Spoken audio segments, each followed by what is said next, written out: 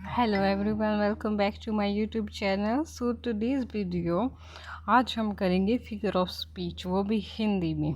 Figure of speech क्या है, हम इन्हें क्यों रीड करते हैं, ये सारी चीज़ें इस वीडियो में हम लोग समझेंगे। हम लोग बात करते हैं फिगर ऑफ स्पीच क्या है।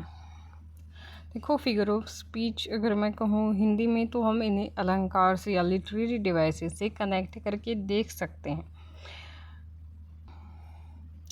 A figure of speech, a literary device in which words are used in non-literal, यानी कि ऐसे फिगर ऑफ स्पीच का एक लिटरेरी डिवाइस है जिसमें वर्ड यूज़ किए जाते हैं किस तरीके से, नॉन लिटरल तरीके से, इमेजिनेटिव, यानी कि देखते हैं हम लोग की पोएम्स में ये सारी चीज़ें यूज की जाती है। And artistic way to make language more effective, language को और ज़्यादा प्रभावित करने के लिए फिगर ऑफ स्पीच यूज़ किए जाते हैं। देखो, हम कोई भी पैराग्राफ पढ़ते हैं तो उसमें हमें कोई लिटरेरी डिवाइसेस देखने को नहीं मिलते, या उसमें बहुत ही सिंपल और एक बार पढ़ते ही समझने वाली लैंग्वेज पैराग्राफ में लिखी होती है। But in poetry we found there are मतलब hidden things, deep meanings, and why poetry is more effective. हमें पोइट्री ज़्यादा प्रभावित क्यों करते हैं? क्योंकि उसकी लय, ताल, ये सारी चीज़ें हमें प्रभावित करते हैं। फिर चाहे वो हिंदी की पोइट्री हो या फिर इंग्लिश की हो, उर्दू की हो, पोइट्री हमेशा ये सारी चीज़ें फिगर ऑफ स्पीच कंटेन्स करती है, यानी कि उसमें अलंकार कहीं या फिगर ऑफ स्पीच कहीं ये सारी चीज़ें होती हैं। इसमें एक्सप्रेसिव, इफ़ेक्टिव एक्सप्रेशन दिखाने के लिए, ज़्यादा प्रभाव दिखाने के लिए, विविध यानी कि विभिन्न तरीके से उसे सुंदर बनाने के लिए फिगर ऑफ स्पीच का यूज़ किया जाता है। देखो, जिस तरह इंसान जो है अपने ऑर्नामेंट्स, कहूँ मैं, ऑर्नामेंट्स वेयर करते हैं हम ह्यूमन बींग्स, मेल और फीमेल, ये चीज़ दोनों के लिए है। जब हम ऑर्नामेंट्स पहनते हैं कि आभूषण पहनते हैं तो हम ज़्यादा खूबसूरत लगते हैं।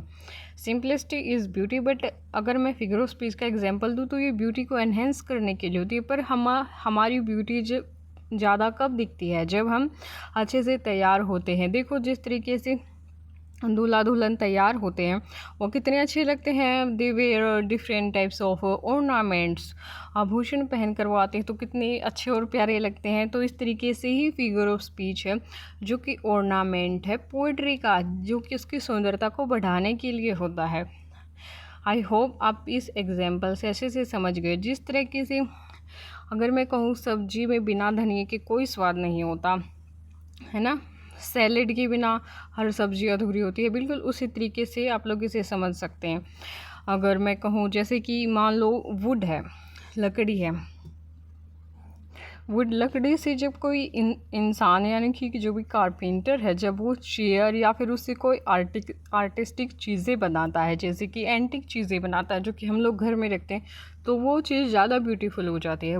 बजाय हम लोग ऐसे ही कोई भी लकड़ी का टुकड़ा तो नहीं रख सकते, पर हम अगर वो किसी एंटिक फॉर्म में हो, यूनिक चीज़ में हो, या फिर किसी पेंटिंग की फॉर्म में, तो हम उसे ज़रूर रखना चाहेंगे क्योंकि वो उसकी स्किल के थ्रू से तराश कर दिया गया है। तो इसी तरीके से फिगर ऑफ स्पीच हैं जो कि पोइट्री के अंदर डाले जाते हैं उसकी ब्यूटी को एनहेंस करने के लिए। मैं उम्मीद करती हूँ कि इन बहुत सारे एग्जाम्पल से आप समझ गए होंगे कि फिगर ऑफ स्पीच क्या है। सो वाई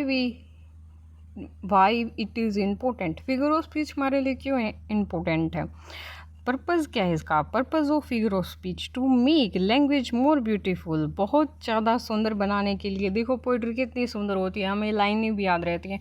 देखो, अगर मैं कहूँ कोई भी पैराग्राफ आ जाता है हमारे पेपर में तो हम उसको याद नहीं करते हैं ना।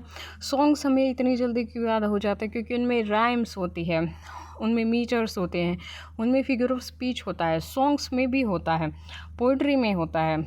इसीलिए वो चीज़ें हमें ज़्यादा अच्छी लगती हैं, प्रभावित करती हैं, हमारे जीवन की टेंशन्स को दूर करते हैं क्योंकि वो सुंदर हैं। टू क्रिएट इमेजरी दिखाने के लिए, है ना, कितनी पोएट क्या का इमेजिन कर लेता है कि प्रकृति की सुंदरता और उसकी प्रेमिका की सुंदरता, एक प्रेमिका की सुंदरता किस तरह चांद से या फिर वो रोज़ से कंपेयर कर देता है। तो ये इमेजिनेशन ही तो है जो उसको इतनी सुंदरता प्रदान करती है पोइट्री को। एम्फेसाइजिंग आइडिया, देखो, एक पोएट अपनी पोइट्री में एम्फेसाइज दिखाता है इन फिगर ऑफ स्पीच के थ्रू कि वो क्या कहना चाह रहा है।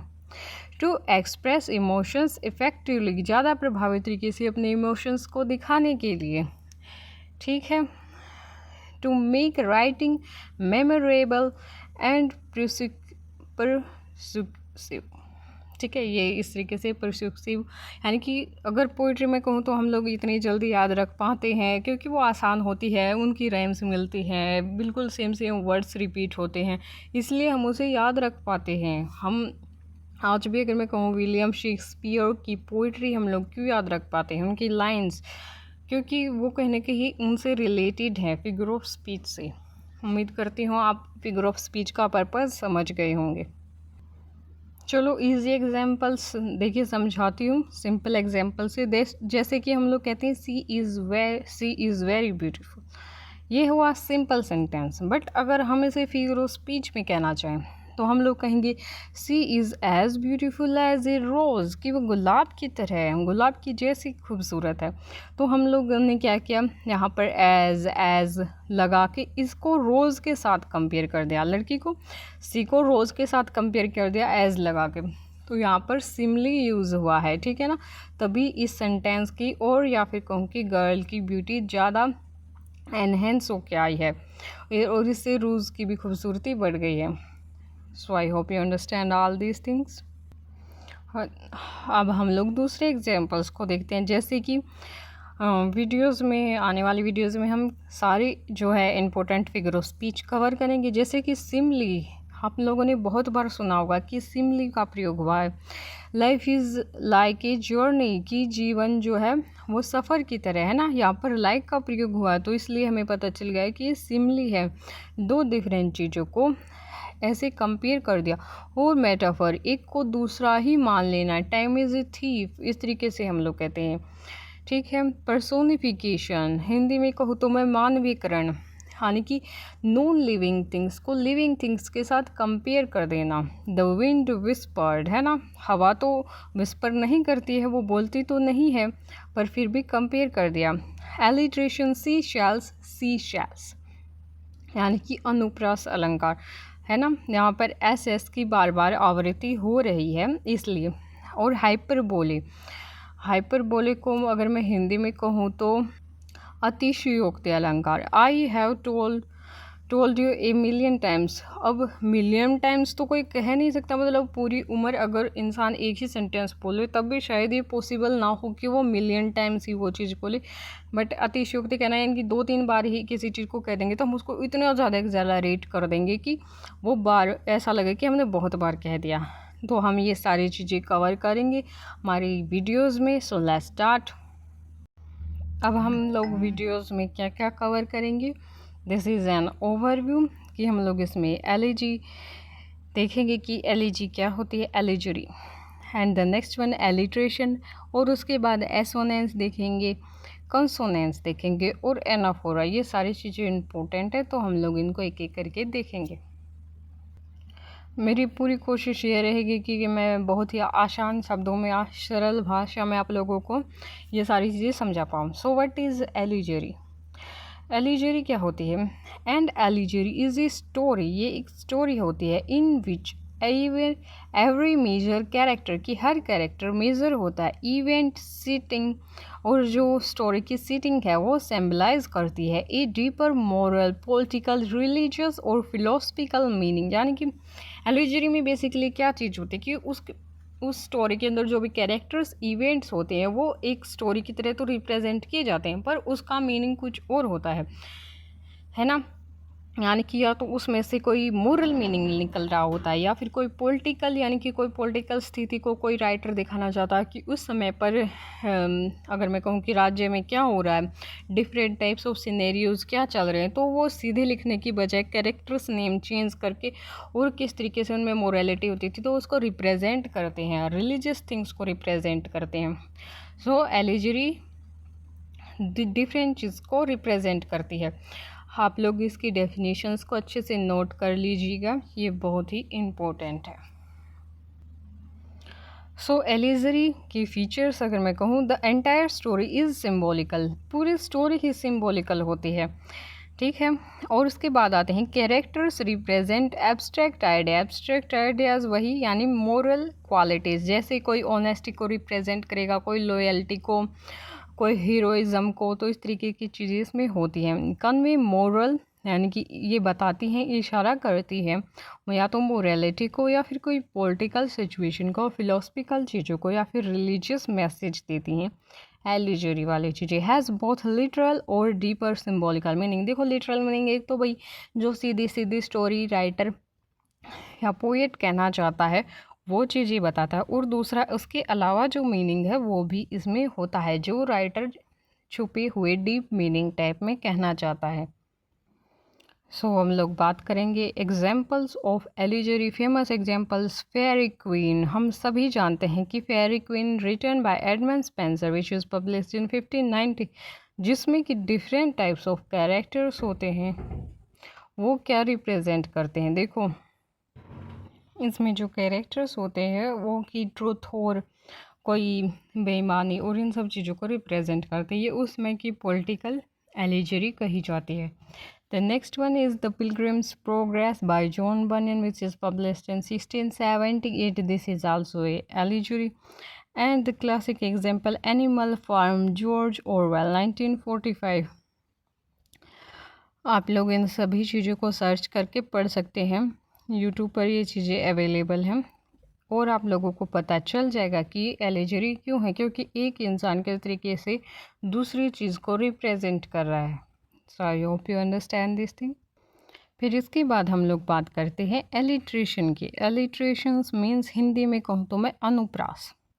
अनुप्रास अलंकार जब हम लोग हिंदी में करते हैं, देखो जिन लोगों के अलंकार हिंदी में अच्छे हैं उन्हें मैं हिंदी एग्जाम्पल्स के थ्रू समझाने की कोशिश करूँगी कि वो इंग्लिश में समझ जाएं, और जिन लोगों को हिंदी के अलंकार नहीं होते वो डायरेक्ट इंग्लिश में ही करें। What is alliteration? Alliteration is a figure of speech in which the same consonant sound is repeated at the beginning of nearby or closely connected words to create rhyme, emphasize और musical effect। देखो इसमें beginning में sound repeated होते हैं, कौन सी consonant sound repeat होती है, ताकि ये नियरली या फिर मतलब अगर बिगिनिंग में ना हो तो फिर उसके नियर जो भी होगी वो साउंड भी एलिट्रेशन में आएगी। किस लिए क्रिएट की जाती है, राइम देने के लिए, ज़ोर देने के लिए, एम्फेसाइज करने के लिए, और ताकि लाइंस को म्यूज़िकल इफेक्ट मिल सके। आई hope you understand this thing. Examples के थ्रू आप लोग अच्छे से समझ जाएंगे। So what are the key features of alliteration? Repetitions of initial consonant sound इसमें repeat होते हैं। Occurs in nearby or consecutive words, ठीक है, consecutive words के थ्रू ये चीज़ें होती हैं, यानी कि क्रमागत, ऐसे एक के बाद फिर ऐसे इस तरीके से ये चीज़ें चलती हैं, वर्ड्स टू वर्ड, और फिर देन क्रिएट रिदम और एम्फेसाइज एंड मेमोरेबिलिटी, ताकि ये चीज़ें हमें याद रहें। Commonly used in poetry, poetry में यूज़ होती है, प्रोज में और स्पीचेस में। देखो इसके इजी एग्जांपल्स, मैं सबसे इजी एग्जांपल्स लाई हूँ, जैसे कि हम लोग भी बोलते हैं पीटर पीपर picked a peak of picked papers.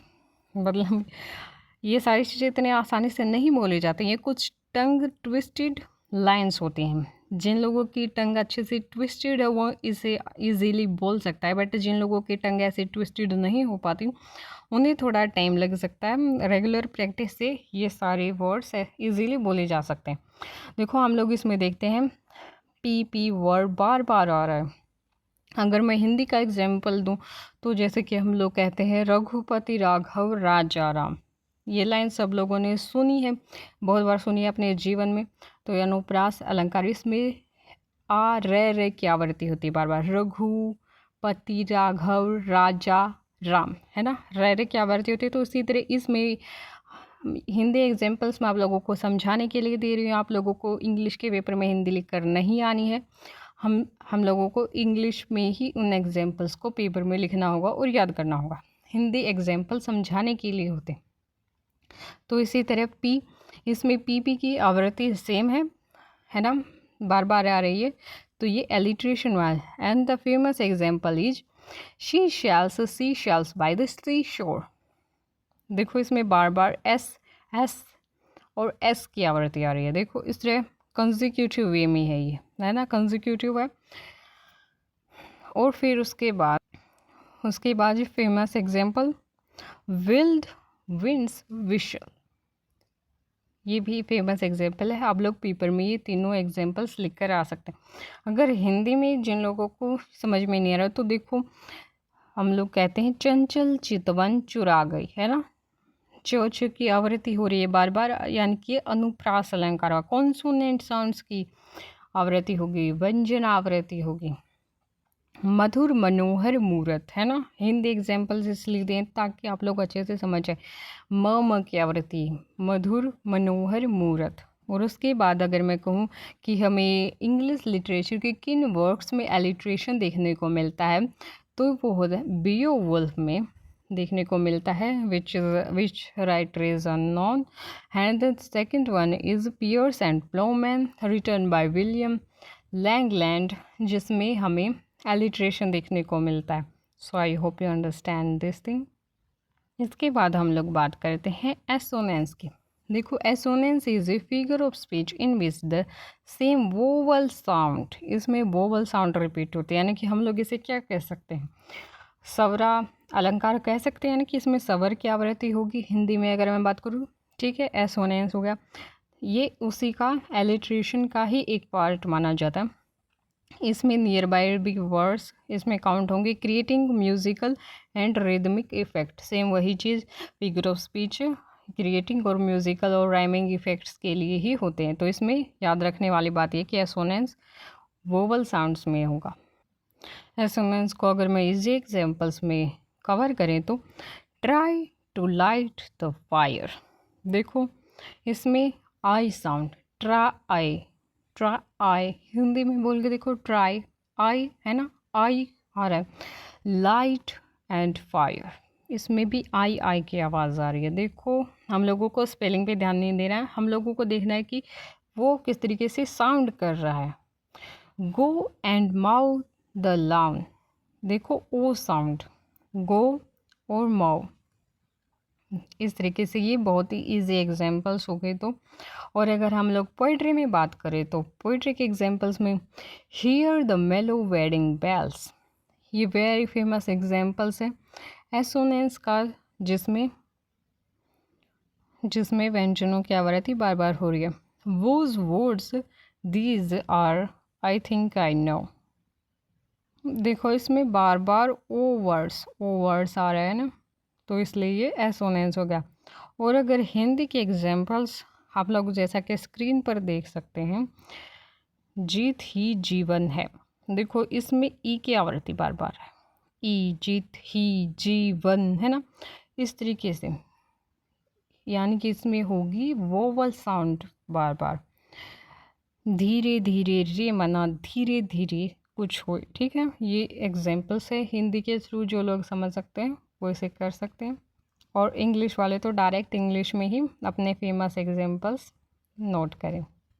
अभी हम लोग बात करेंगे कॉन्सोनेंस की। Consonance is a figure of speech, ये भी एलिट्रेशन का ही पार्ट है। सेम कॉन्सोनेंट साउंड, जिसमें कॉन्सोनेंट साउंड होती है रिपीटेड विद इन और at the end of near by words, यानी कि या तो वो चीज़ बीच में हो गया, फिर एंड ऑफ मतलब नियर बाय वर्ड्स होगी। अनलाइक एलिट्रेशन की तरह the repeated consonant does not have to be at the beginning of word, पर ये शुरुआत में नहीं होगा, बिगिनिंग में नहीं होगा, ये बात याद रखनी है। चलो हम लोग इसके इजी वाले एग्जांपल्स देखते हैं, जैसे कि पीटर पैटर, सेम वही, and miles to go before I sleep, इस तरीके से ये कॉन्सोनेंस का एग्जाम्पल है। और हिंदी में देखिए तो पत्ते गिरते रहते हैं ना, जैसे कि इसमें तो की ध्वनि आ रही है, यानी कि व्यंजन की आवृत्ति आ रही है बार बार, पर ये लास्ट में आ रही है, शुरू में नहीं आ रही है। देखो रघुपति राघव राजा राम में शुरुआत में आवृत्ति आ रही है, बट इसमें पत्ते गिरते रहते, तो इसमें लास्ट में आवृत्ति आ रही है। रात बीत गई, इस तरीके से ये हिंदी के एग्जाम्पल्स हैं। और पीटर पैटर में अगर मैं कहूँ तो इसमें टी टी की जो आवृत्ति है यानी कि वो बीच में आ रही है। इस तरीके से आप लोग कॉन्सोनेंट्स को कर सकते हैं। अब हम लोग बात करेंगे एनाफोरा की। एनाफोरा क्या है? A figure of speech in which the same words और फ्रेज, देखो या तो वर्ड होगा या फ्रेज होगा, रिपीटेड एट द बिगिनिंग, शुरुआत में, सक्सेसिव क्लॉज और सेंटेंसेस और लाइन फॉर एम्फेसिस, जोर देने के लिए वो चीज़, वो फ्रेज, वो वर्ड्स, वो क्लॉज बार बार दिखाए जाते हैं। सक्सेसिव क्या होता है? एक के बाद एक, एक के बाद एक, यानी कि वही चीज़ बार बार, है ना। सक्सेसिव हम लोग करते हैं भाई, एक बार ये चीज़ हो गई, फिर ये हो गई, फिर ये हो गई, उसके बाद वही चीज़, यानी कि जिस तरह हम लोग डिस्काउंट देते हैं, सक्सेसिव डिस्काउंट होता है, उसी तरीके से ये सक्सेसिवली बार बार प्रयोग होता है फ्रेज में। Let's see with the example. Look at the screen, here are famous anaphora examples. So I have a dream, I have a dream यानी कि फेमस मार्टिन लूथर्स की लाइन्स है, जिसके अंदर वो बाद में वो चाहे कुछ भी ऐड करे, पर शुरुआत में वो क्या ऐड करता है? आई have a dream, I have a dream. तो ये लाइन्स है मार्टिन लूथर की। तो ये क्या दिखाती हैं? हर एक लाइन की शुरुआत में आई हैव ए ड्रीम वर्ड जोड़ देना, ये एनाफोरा का एग्जाम्पल है। जैसे कि हम लोग कहते हैं every day, every night, every moment I think of you, ये जो लाइन है, और इसमें जो एवरी वर्ड्स हैं, हर चीज़ की शुरुआत में हर, तो ये क्या है? एवरी एवरी, ये एनाफोरा को दिखाता है ना। देखो ये जो है another example, if you prick us we don't bleed, if you tickle us we don't laugh, if you poison us do we not die। ये एग्जाम्पल है द मर्चेंट ऑफ वेनिस का बाय विलियम शेक्सपियर, जिसमें if you जो है वो बार बार anaphora को दिखाता है। इफ़ यू और डू वी, ये बहुत ही क्लासिक एग्जाम्पल है। और अगर मैं कहूँ तो इसमें एक एग्जाम्पल है चार्ल्स डिकेंस का, it was the best of time, it was the worst of time. इस तरीके की चीज़ें जो कि लाइन्स की शुरुआत में बार बार दिखाई जाती है, एक के बाद एक, एक के बाद एक, सक्सेसिवली, तो वो क्या होती है? एनाफोरा होती है। So I hope you understand all these figure of speech. आगे आने वाली वीडियो में हम लोग बाकी के फिगर ऑफ स्पीच कवर करेंगे। उम्मीद करते हैं आप लोगों को ये वीडियो अच्छे से समझ में आई होगी। So thank you so much for your attention. Like, share and subscribe. If you have any doubt, you can do the comment, you can ask me in the comment section. And keep learning, keep growing, keep smiling.